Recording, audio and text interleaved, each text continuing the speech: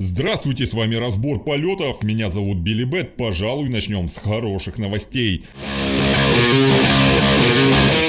В Якутске отменили ограничения, введенные из-за кори. Как сообщили в Роспотребнадзоре, новых случаев заболевания не зарегистрировано. Но знаете, это как-то странно слышать тогда, когда во всех школах введен новый карантин из-за ОРВИ и гриппа. Не говоря о всеми обсуждаемой теме – китайском коронавирусе. Вспышку этой инфекции смогли ощутить все. В Якутске пропали защитные маски, а цены на огурцы и помидоры приходится регулировать с помощью Государственного комитета по ценовой политике. Давай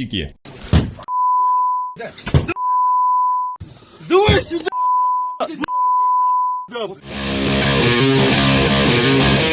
Госкомцент сообщил об открытии горячей линии, на которой можно сообщать о фактах резкого роста на овощи и фрукты в торговых сетях.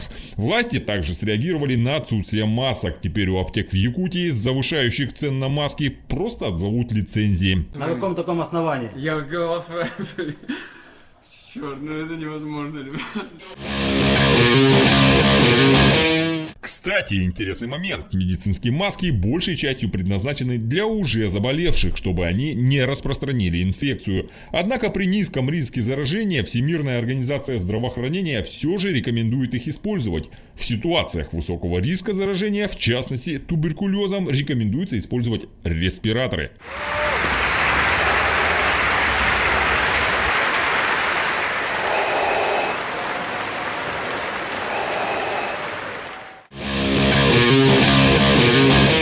А на завершение светская хроника. Пресс-служба МВД региона сообщила, что в суд для рассмотрения по существу направлено дело некой 23-летней девушки, Это что за покемон?